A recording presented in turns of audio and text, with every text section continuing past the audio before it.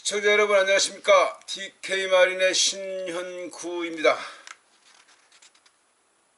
오늘은 뭐 금요일인데 비도 오고 해도 쨍한데요. 문제가 뭐냐, 미세먼지가 많아요. 우리가 중국산 많이 쓰면 결국 미세먼지 많이 납니다. 싸다고 많이 쓰시면 결국은 우리 코로 들어가겠죠. 하여튼 뭐 이렇게 영상을 봐주셔서 감사합니다. 오늘은 면허시험에 안 나오는, 뭐 제가 하는 거야 늘 그렇지만 면허시험도 안 나오고 누구도 가르쳐주지 않는 그 제조의 노하우, 재질, 소재, 방법 등을 간단하게 추려서 이게 좀 각색을 해보면 굉장히 길어집니다. 좀 짧게 해보려고 그러는데 잘 안되네요. 그것이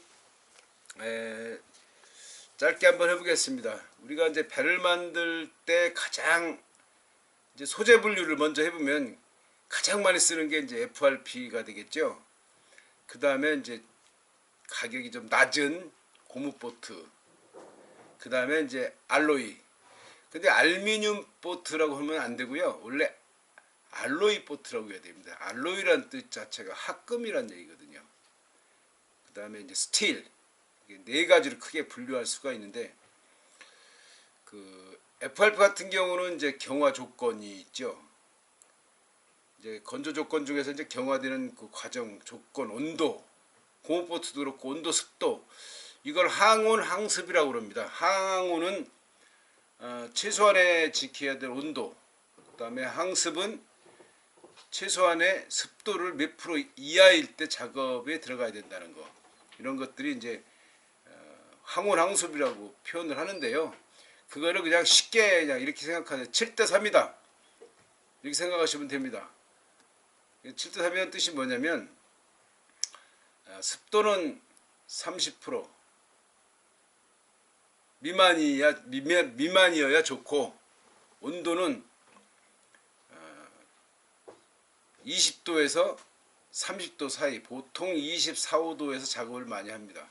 그게 제일 적정한, 경화되고 건조하는 과정에서 가장 좋은 온도, 습도라고 합니다.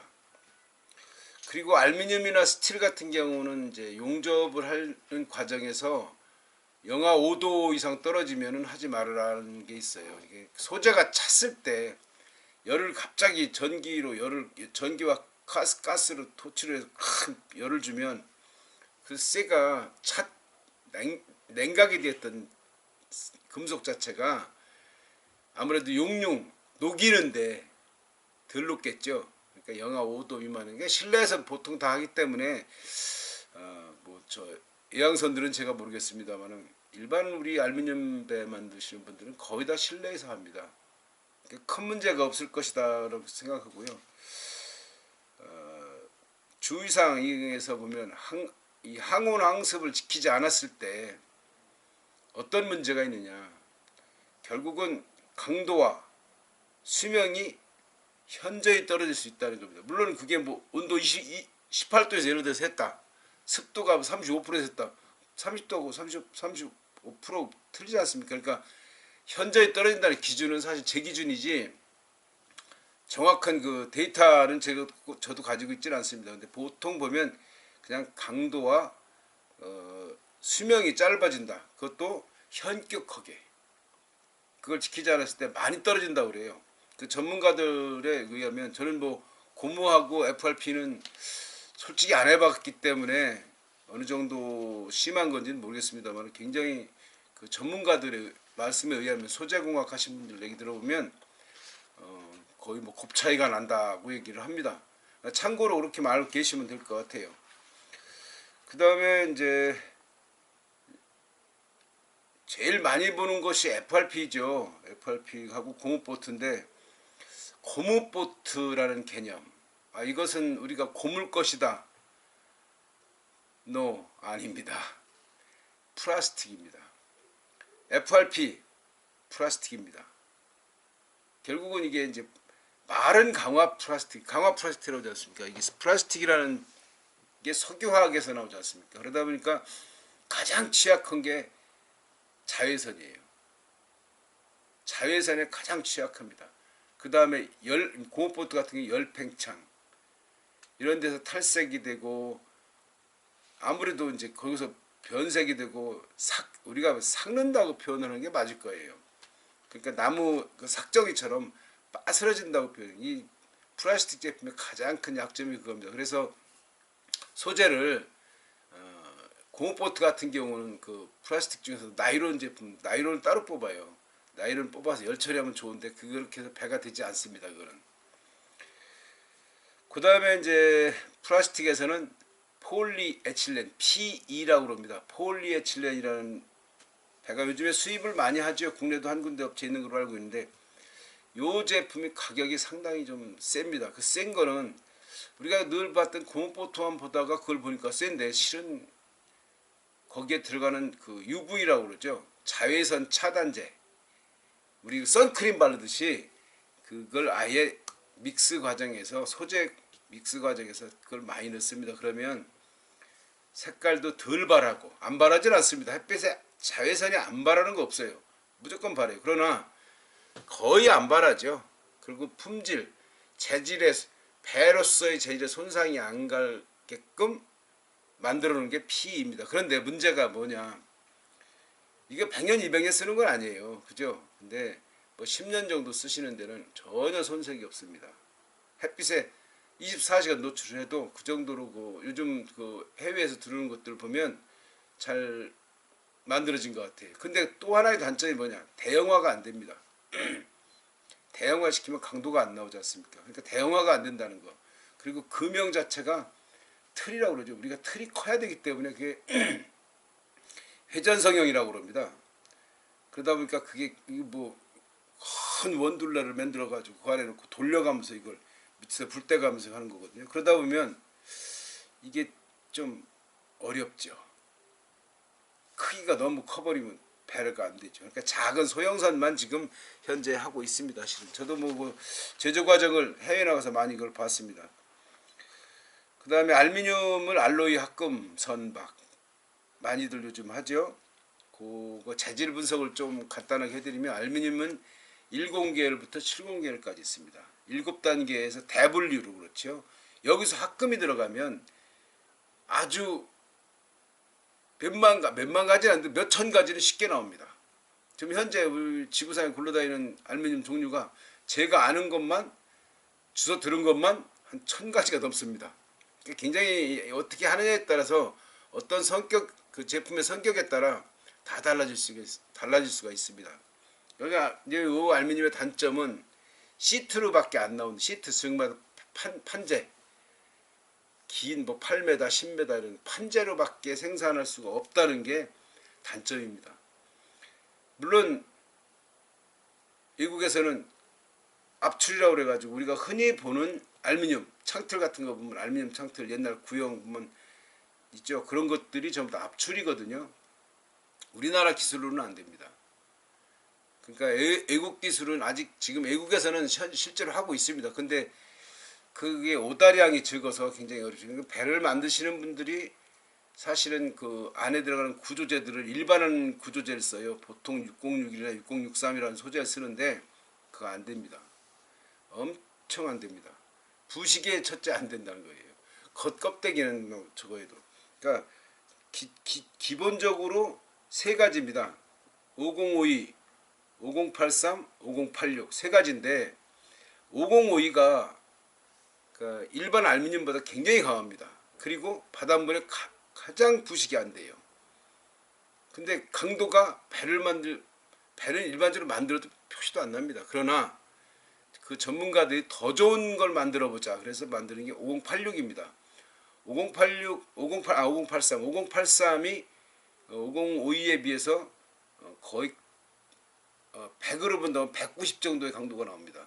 그리고 최근에 나온 5086이 조금 더 세요, 강도가. 그래서 그게 이제 200 정도 보시면 돼요. 5051을 기준으로 했을 때 일반 알루미늄은 뭐 비교도 하시지 말고 이런 것들이 이제 있고요. 그 다음에 이제 항복 강도, 인장 강도, 탄성들이 상당히 우수합니다. 그 다음에 그 레저보트는 관계가 없습니다. 물에 이렇게 띄워놓잖아요, 배를. 그랬을 때 그 FRP 배들은 물에 띄워놓는 레저배 해당 사항이 없습니다만, 그 어선들 물에 띄워놓으면 한 몇 개월이 아니라 한 3년 정도 지나면은요, 만약에 10톤을 띄워놨다, 여기 육상에서 기근에 10톤이다 그러면 3년 정도 지나면은 무조건 13톤 나옵니다. 그 이유는 겔코트가 까지면서 물이 밀고 들어가요, 수압에 의해서. 이게 이런 것들이 별거 아닌 것 같지만 결국 기계는 망가져 가고 있고 노후되지 않습니까? 쓰면 쓸수록 기계는, 엔진은 노후되고 있는데 배는 점점 무거워지는 거예요. 그러니까 기계가 빨리 망가지는 요소도 됩니다. 레저보트는 전혀 해당 사항이 없고요. 큰 배로 봤을 때는 그렇습니다. 근데 알루미늄의 또 단점이 뭐냐면 용접 변형이 온다는 겁니다. 그리고 인건비나 설비 투자가 좀 많이 된다는 거, 요게 좀 단점입니다. 그리고 만들어 놨을 때 화려하고 럭셔리하지가 않다는 거예요. 가장 큰 문제지만 이런 것들이 좀 단점으로 좀 이렇게 있다는 거 정도만 제가 설명을 좀 드리고 싶고, 자 그러면 이제 FRP를 설명드릴게요. 수지하고 유리섬유, 경화제 등으로 이제 구성이 되어 있어요. 그 중에서도 조선용, 고급 조선용이 있고 좀 싼 조선용이 있고 고강도 조선용이 따로 있습니다. 일반용하고 산업용, 일반용이면 산업용이겠지만 그거는 이제 물탱크나 우리 정화조 같은 거 산업용으로 많이 쓰는 라이닝이라고 그럽니다. 라이닝, 이렇게 뭐 여기다 카바 이렇게 막 FRP로 씌는 걸 라이닝이라고 그러는데, 그런 작업을 때 이제 산업용으로 많이 쓰죠. 근데 조선용제가 비쌉니다, 가격도. 요거는 알고 계시고, 그다음에 GRP라는 게 있어요. GRP. 요거는 이제 복합 소재 판넬인데요. 주로 조선 쪽보다는 그 우리 샌드위치 패널처럼 얇게, 가볍게, 강하게 이렇게 만드는 그 복합 소재로 많이 씁니다. 주로 탑차 같은 데 들어가고 그러죠. 근데 이쪽으로는 좀 많이 안 쓰는 것 같아요. 제조하는 방법은 그 어떤 형틀에다가 이렇게 로라로 바르죠. 붓으로 바르고 로라로 바르고, 우리 뭐 성면, 유리섬유 막 깔고 하는 거 손으로 많이 보셨을 겁니다. 로라로 에어 뺏게 하고 그런 방법이 있고요. 그 다음에 찍는 방법이 있어요. 찍는 방법은 RTM 방식이라고 그럽니다. 그러니까 우리가 흔히 보는 게 세면대, 욕조 이런 것들은 금형을 파서 아래 윗가닥을 만들어 갖고 딱 눌러서 열을 줘서 가열을 해서 굳혀서 이제 빼는 거죠. 그걸 RTM이라고 그럽니다. 그 다음에 이제 인퓨전 방식이 있어요. 인퓨전은 이제 이름 그대로 겔코트를 먼저 바른 상태에서 완전히 이제 다 경화가 됐을 때 그 위에다가 유리섬유하고 액상을 같이 부어버립니다. 그리고 두꺼운 비닐을 딱 압착을 시킨 다음에 쭉 뽑아내요.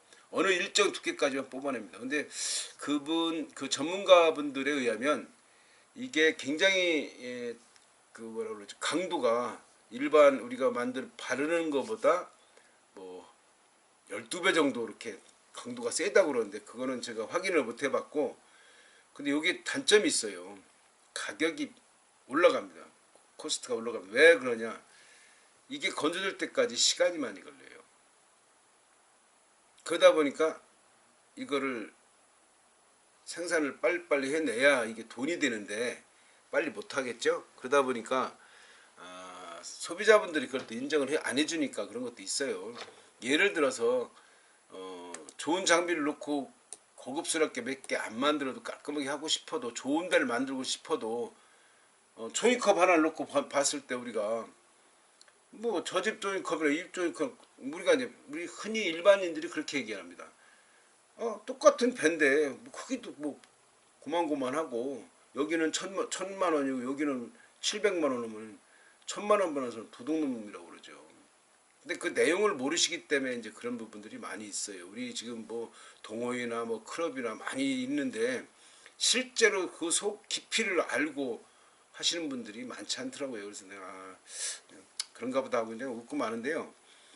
어쨌든 그런 부분들이 있어서 그러니까 제조하는 분들도 그런 쪽을 좀 깊이 하는 거예요, 보면은. 그러니까 뭐 돈이 안 되는 거죠, 한마디로 얘기하면. 그러니까 이런 좋은 제품을 만들 수 있는 능력도 있고 장비도 다 있는데 참 난해한 부분이 그런 부분이겠죠. 그러니까 그런 부분들을 우리가 인정을 해야 돼요. 근데 인정을 안 하기 때문에 제가 뭐 일본에 마르고 닳도록 다니던 시절에 한번 비교를 한번 해볼게요. 제가 카메라가 욕심이 나서 시장 조사를 해가지고 갔어요. 근데 이쪽 매장은 불도 환하고 건물도 크고 이쪽 매장은 조그마해요. 근데 제가 알기로는 이거 1,000원으로 알고 갔는데 이쪽 매장에 사람이 무의식적으로요 밝은 매장 쪽으로 가고 큰 매장 쪽으로 갑니다. 그 저도 무의식적으로 큰 데로 갔어요. 그럼 가격표 붙여보니까 1,200원이야. 근데 이쪽에 가서 보니까 나왔죠. 이거 아닌데 그러고 나와갖고 이쪽 가서 보니까 1,000원이야. 그런데 저는 1,000원짜리 사갖고 저 집에는 1,200원을 받아야 되는 사연이 있겠지. 그냥 그러고 왔어요. 근데 한국에서는 어떻게 하느냐. 1,000원짜리 사갖고 이쪽 가서 사갖고 옵니다. 사갖고 와가지고 이 집 가가지고 야 이 도둑놈아, 저 집에서는 너 1,000원 파는데 너 왜 1,200원 받아? 이렇게 얘기를 합니다. 그 집이 월세가 더 비싼지 싼지, 종업원 인수가 더 많은지 안 많은지, 그 다음에 그 조명 전기료가 1,000원이 더 들어가는지 안 들어가는지 관심 없어요. 내 주머니에서 나가는 것만 생각하는 겁니다. 그러니까 이거는 잘못된 거란 얘기죠. 우리가 소비자들, 고객분들이 제조하시는 분들이 가장 두려워하는 게, 제가 이제 소형보트 만드시는 분들 이렇게 만나서 대화를 하다 보면 가장 두려워하는 게 이제 도둑놈 소리가 들리는 거예요. 그럼 난 정상적으로 했지만 아무리 그래도 이 인터넷이라는 이 미디어 세계에서는 어디요 바가지 씌었다 나한테 어디 도둑놈이더라 이러면은요 모르는 사람은 진짜 그런 줄 알아요. 그러니까 제조하시는 분들이 그걸 두려워하시더라고요. 그러니까 남하고 비슷하게 맞추려니까 생각을 한번 해보세요. 비슷하게 맞추려니까 그 좋은 고급 기술을 못 쓰는 거예요. 그런 부분들이 있어요. 그러니까 무조건 내 기준에서 얘기하지 말고 한 번쯤은 저 사람이 왜 저 집보다 1,000원이 비싸고 500원이 왜 비쌀까? 또 한 번쯤은 고민을 해가면서 가는 게 우리 보트 타는 사람들이 이 고급화 내지는 품질을 높게 만드는 하나의 그 과정이 아닐까 저는 그렇게 생각합니다. 그리고 우리나라 분들이 이제 단점이 뭐냐면 이런 게 또 있어요. 저도 뭐 그런 경우를 많이 당했습니다만은 여기서 누군가가 잘 되면 박수를 쳐주질 않아요. 뒤에 가가지고 꼭 허물해서 자기 어떤 개인의 이익이 분명히 뭔가 있겠지만, 제가 이제 여기서는 뭐 그런 걸 너무 많이 보니까 그런가 보다. 이 짓거리를 미국으로 이민 간 사람들 있죠. 뉴질랜드로 호주로 이민 가신 분들 있잖아요. 그래도 이 사이에서 가장 돈 있고 백 있고 전화의 또래에 나가서 이민 간 사람 많습니다. 가서 만나보면은요 다 S대 나오고 다 연고대 나오고 아주 뭐 이 한국에서는요 제가 봐도 엘리트예요. 배울 만큼 배웠고 가질 만큼 가진 사람들인데 가보니까 아니거든. 뭐가 아니냐, 먹고 살기가 깝깝하거든. 그러니까 마누라는 미용실 그것도 누구 상대로? 한인 상대로 아니면 관광객 상대로. 한인 관광객이에요. 다른 사람들 가지도 않습니다. 이게 여기는 이 사람이 지금 지역을 차지하고 있으면 이 사람이 혼자 먹고 살기도 빠듯하겠구나. 그러면 그만둬야 돼. 포기를 해야 되는데 거기다가 우리 잘하는 거 있잖아요. 만국기 해놓고 막 풍악을 울리고 궁뎅이를 흔들어 쌓고 하는 거 있죠. 보셨죠 그거? 그럼 또 후발주자가 싸요. 그럼 그걸로 가는 거야. 묻지도 따지도 않고 가 싼 대로. 그 뉴질랜드에 이제 재밌는 얘기를 하나 해야 되는데 친구놈이 하나 거기 살아요. 그래서 그 잠수 학교 교장 선생님이요. 한국인입니다. 잠수업계에서는 넘버 5입니다. 미국의 뭐 마이애미 같은데 저 잠수쇼 같은데 가보면 세상 사람하고 다 대화가 돼요. 그 친구. 그래도 잠수업계에서 그래도 대단한 사람인데 한국에 이 사람이 오죠. 글로벌리스트라고 그래요. 저는 한국이란 나라가 글로벌 리스트의 무덤이에요. 이걸로. 여기서 이거 하고 이거 뭐 기부 쏘고 뭐 공구리 치고 아스팔트 깐 사람들 같이 가면요. 명함도 못 냅니다. 그 이 안에서는 막 이걸로 죽이는 거예요. 그런 걸 제가 많이 봤어요. 근데 내가 그래서 뉴질랜드를 간 김에 전복이 많잖아요. 또 저도 잠수한 30년 했어요. 전복이 막 진짜 이만해요.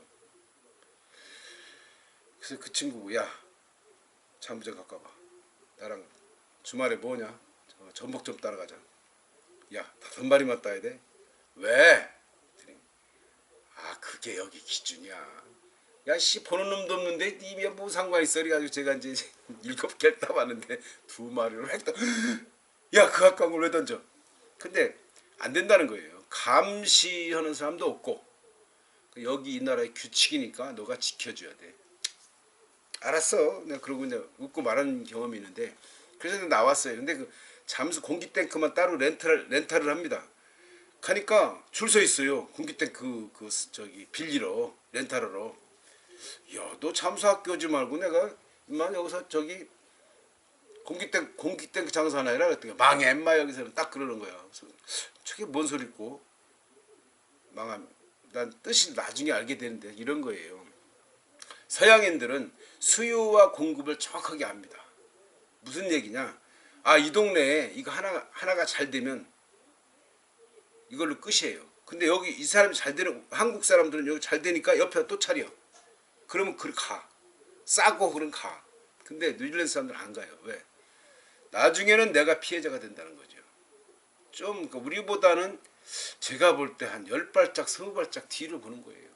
그건 맞는 얘기거든요. 아 한국 분들이 아직도 우리가 좀 조선시대의 사고를 가지고 있구나. 이런 걸 좀 많이 느꼈습니다만은 서로가 지킬 거를 지켜가면서 가는 게 가장 맞는 겁니다. 물론 누구든지 뱀대가리 하려고 용꼬리 안 하려고 그래요. 그거 맞아요. 그러나 그 기술을 정확하게 배워서 정확하게 적용을 해야 되는데 뭐 솔직히 좀 까놓고 얘기하면 모 업체를 가면은요 허허벌판에서 FRP 작업을 하고 있어요. 그러면 제가 볼 때는 정말 안타까워요. 그런 거 보면 어깨너머로 배운 기술로 그걸 하는 거예요. 돈이 없으면 비닐하우스라도 쳐놓고 그 안에서 항온항습을 해야 되는 거거든요. 근데 그것도 무시해버려요. 그래서 고객들은 가격 싸면 가는 거야. 이게 잘못된 거죠, 사실은. 우리가 이제 뭐 다 사업이 공동화되다 보니까 그런 건데 사실은 그런 거예요. 100원 가진 사람이 100원 모자라고 만원 가진 사람은 만원이 모자라요. 항상. 그거는 뭐 틀림없는 것 같아요. 그러니까 우리가 좀 그런 기준을 가지고 좀 배를 선택을 해시는 것도 맞고 배 선택보다 더 중요한 거 그 회사의 오너가 인간적이고 먼저 우리나라 사람들 인간적이고 따지죠. 인간적이 필요 없습니다. 인간적이지 않아도 됩니다. 다만 양심을 속이지 않는 사람 양심을 속이지 않고 소재를 속이지 않고 과정 공정수죠. 공정수 빼먹지 않으면요 됩니다. 그거 공정수 빼먹고요 소재 저기 싼 거를 쓰고 하면은요 더 마진 좋아요. 근데 저희 회사가 그걸 못합니다. 제가 못하는 거죠 사실은. 그게 엔지니어들의 특징이에요. 그러니까 그분들이 더 잘할 수 있도록 거꾸로 고객들이 알아서 선택을 해주셔야 정말 더 잘할 수 있는 거예요. 근데 우리가 지금 단점이 아직도 그런 부분들이 많이 떨어지는 건 사실입니다. 그래서 제가 중요하게 오늘 말씀드리고 싶은 거는 온도 습도를 맞추는 회사를 선택하십시오. 강력하게 주장합니다. 이걸 무시하시는 분은 미안하지만 돌자는 빼고 내 팔이라고 할게요. 그 다음에 싼 물건은 싼 물건의 이유가 있습니다. 그 이유를 분명히 알고 가셔야 돼요. 제가 이제 설례를 한번 드릴게요. 저희 그 국내 공업보트 제작 업체들 가면요. 반팔 입고 겨울에도 반팔 입고 반바지 입고 일합니다. 왜? 더우니까. 자 여름에는 에어컨을 틀어서 습도 제거를 해야죠. 그래서 반팔 입는 거예요. 여름에 다 반팔 입잖아요. 겨울에 문제는 겨울에는 막 석유 떼죠. 온풍기 돌리죠. 막 그렇게 해가지고 온도 실내 온도가 막 24, 5도 만들어. 그 덥지 않습니까? 그러니까 밤 우리 속된 난닝구만 입고 일하는 데도 있어요. 땀이 나서. 그건 왜 그렇게 하느냐? 습도 제거를 위해서.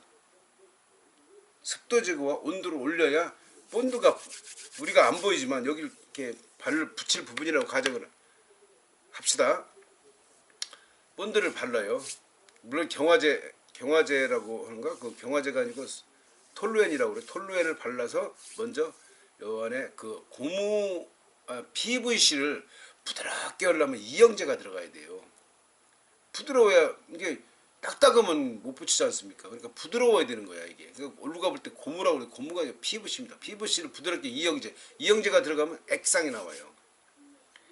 그래서 하이파론 같은 경우는 갈아서 붙입니다. 갈아서 완전히 그 표면을 싹 그 연마를 한 다음에 본드를 붙여서 딱 붙이는 거예요. 기포 안 생기게. 이게 핵심인데 대기의 습도가 예를 들어서 뭐 70% 있다 지금 오늘 비가 왔다 그러면 이 눈에는 안 보이지만 이 안에도 습도가 내포되어 있습니다. 이 상태로 붙여요.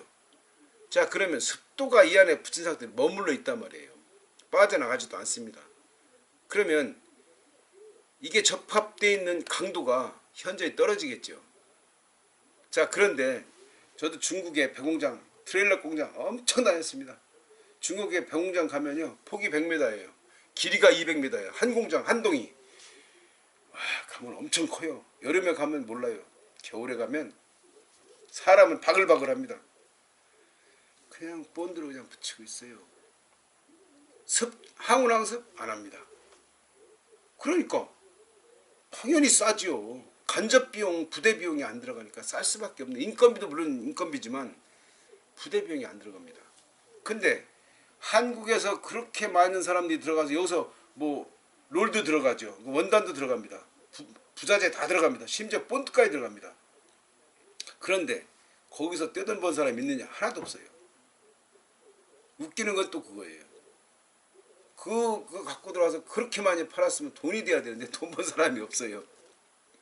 그러니까 중국에는 도둑놈이 많아서 그렇답니다. 뭐 발부 같은 거 그냥 뭐 집에 갈 때는 담배 꽁초라도 하나 주워갖고 하고 작대기라도 하나 주워갖고 가야 그 어려서부터 교육이 그렇답니다. 그분들 이제 현지에서 가서 만나서 얘기 들어보면은 너무 없어지는 게 많답니다.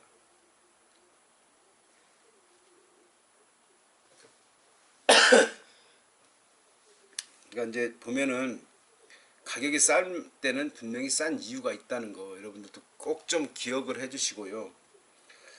이제 선박을 비교를 하자면 안전성이나 안정성이나 주행성이나 제조성이나 디자인이나 다 비슷합니다. 우리가 이제 뭐 고무보트 이제 좀 빼고 FRP하고 알로이 보트를 봤을 때 차이가 별로 없어요, 사실은. 그렇지만 그거를 충격 시험을 하면 차이가 엄청나게 납니다. 충격 시험 위에 떨어뜨리는 거, 배를 떨어뜨리는 게 아니고 위에서 그 삼각형 추 같은 쇠를 땅 떨어뜨리면 이게 얼마만큼 들어간다, 얼마만큼 크랙 간다는 그런 시험이 있거든요. 충격 시험하면 알루미늄이 훨씬 강합니다. 그건 틀림없어요. 그 다음에 주행성. 우리가 이제 그 많이들 아실 거예요. 뭐 그 미르기 파도들 쭉 넘어서 땅땅 치고 가잖아요. 치고 가면 내장이 내려가죠. 내장이 충격이 엄청나게 옵니다. 그 충격 데미지가 알루미늄선은 제 경험으로 봐서는 많이 줍니다. 현재 제가 뉴질랜드 가서 알루미늄선 타고 알루미늄에 반해서 한국에서 알루미늄 레저포트를 시작한 거 아닙니까? 그런데 망했어요. 한 20억 그냥 까먹고 말았죠. 뭐. 기분 좋게. 그 이유가 뭐 너무 일찍 시작한 것도 있지만 지금도 뭐 저도 뭐 그런 기술은 다 가지고 있지만 안 하잖아요. 근데 인건비도 인건비고 배를 다 만들어 놓으면 여기 와서 이렇게 좀 만들어줘. 여기 와서 저렇게 좀 만들어줘. 야 내가 1억짜리 사는데 이것도 안 해주냐? 돌아버려요.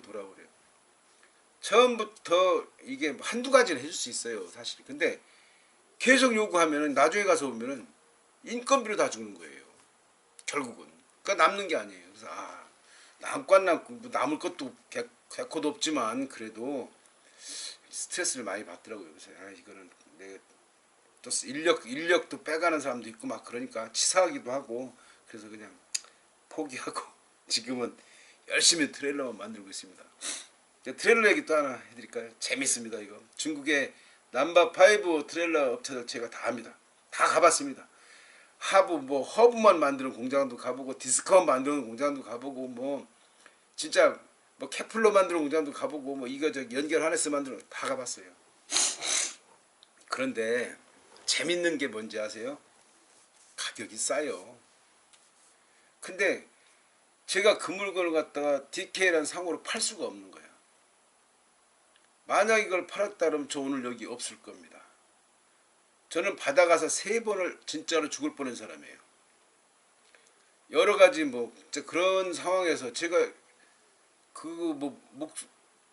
고객도 목숨이지 내 목숨이 중요하면요 고객 목숨도 중요한 거예요. 내 주머니에 들어 1,000원이 중요하면 지나가는 아저씨 주머니 할머니의 주는 1,000원도 소중한 거예요. 제 사고는 그렇습니다. 그러니까 양심에 요만큼만 찔리면 못하는 거예요. 그러니까 하도 이제 중국 그 매니저가 그래요 나한테. 야 니네 그 몇 개 판다고 그러냐 우리한테 갖다 팔어. 이제 자주 보니까 이제 친하니까 그런 얘기를 하는 거예요. 야 니네 거 솔직히 못 믿겠다. 너 이거 하부 이게 뭐냐. 내 공장을 가보면은 금방 알죠. 만드는 사람은요 제조 환경만 보면 금방 알아요. 용접 가스를 뭐 쓰는지도 금방 알아요. 이거 야 용접 가스는 이거 쓰고 좋다 그래. 난 니네 거 못 믿으니까 내가 스펙을 보내줄 테니 그대로 해주라. 용접 가스는 이거 쓰고 우리 파이프는 탄수화물이랑 몇 프로짜리 써주고 도금은 몇 미크롬짜리 써주고 두께는 얼마고 아주 디테일하게 제가 만드는 것과 거의 99% 똑같이 만들어서 보냈어요. 이메일로.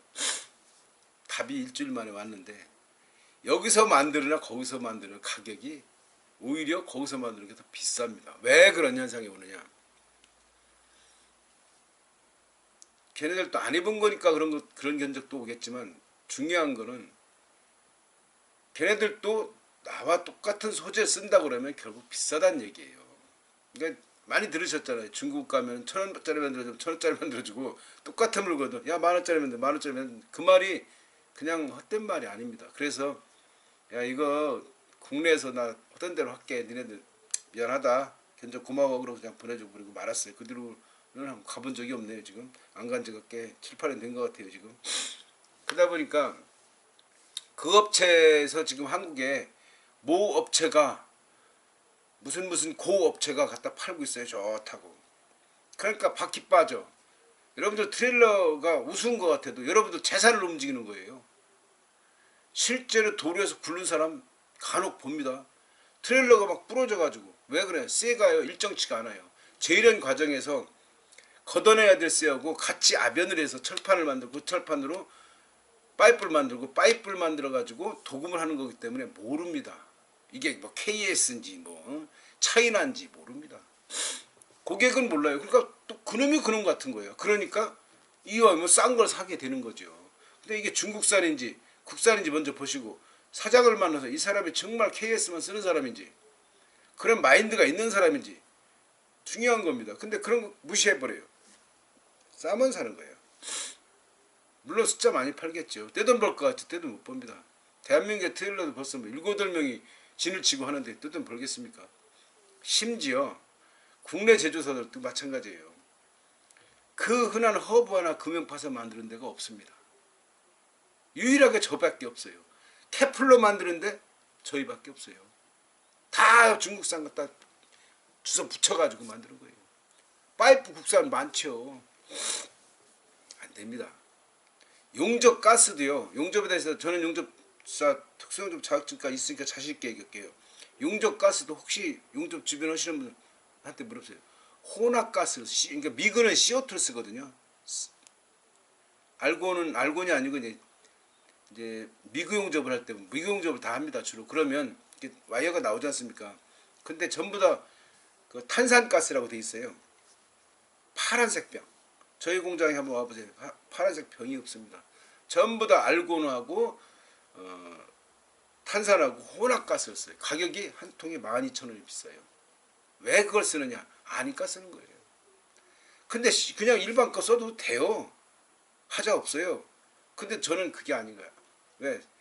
모재를 잘 녹이고 용접봉이 잘 녹아서 이걸 같이 용입이 잘 돼요. 용접이 잘 좋은 거 아니에요. 튼튼한 거 아니에요. 그러니까 견인장치든 트레일러든 다 똑같이 만들어요. 그리고 저희가 쓰는 유볼트 전부 다 저희 직접 생산이에요. 특수광이에요. 일반 볼트 쓰지도 못해요. 그거는. 그러니까 그런 개념을 가지시고 바라보시면 좀 달라지실 겁니다. 근데 중국산은 제가 그래서 아예 그냥 이건 지금은 이제 제가 국내에서 만들어서 이런 얘기하는 게 아닙니다. 결코. 그들도 좋은 점이 물론 있겠죠.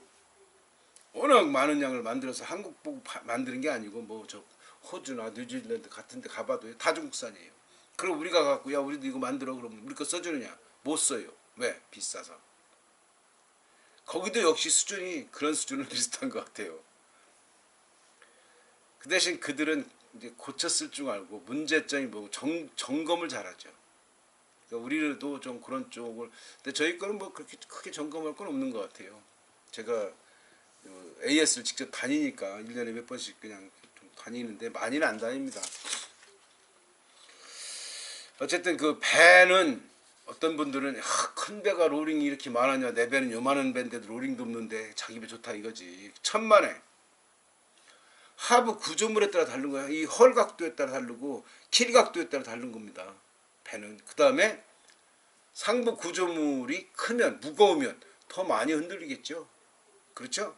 자, 그런 차이가 있는 건데 그런 걸 싹 빼고 그냥 뭐 낮으니까 당연히 덜 흔들리는 건 당연한 거죠. 큰 배가 오히려 더 흔들릴 수 있어요. 이런 개념, 이런 걸 전체적인 그 무게의 밸런스를 보고 얘기를 하는 게 정확합니다. 그래서 이게 좋다 저게 나쁘다 이거보다는 그 선형 바닥 구조가 어떠냐에 따라 달라질 수 있다는 겁니다. 그리고 많은 분들이 가장 그 실수하는 게 뭐냐면 실수가 아니고 그냥 흔하게 쉽게 보는 게 야, 배 타고 차 달리는 거 위만 보이지 않습니까? 밑에는 안 보이잖아요. 근데 저는 배를 보면 이렇게 밑에를 보지 위를 안 봅니다.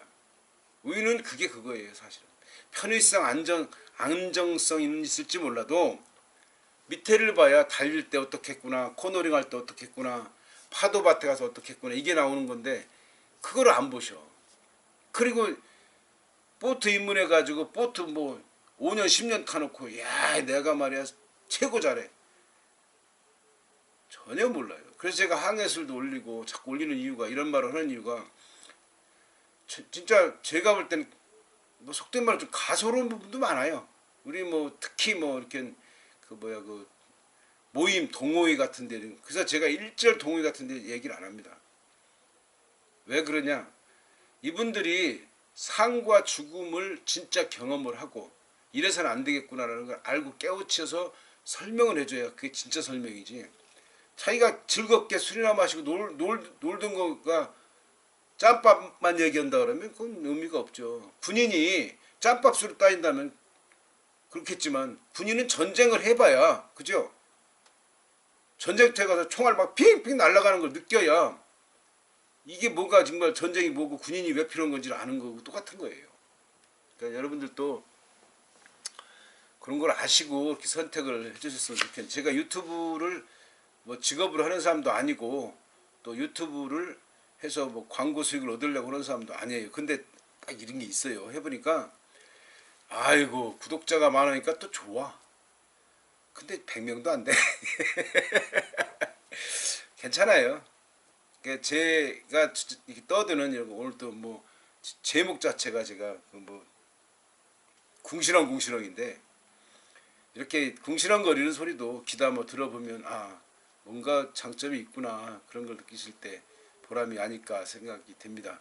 제가 사실은 지금 말을 많이 했는데 편집을 잘못해가지고 다 날라가서 지금 다시 찍는 거예요. 그러다 보니까 이게 무슨 말을 아까 한 것 같기도 안 한 것 같기도 하고 막 그래요.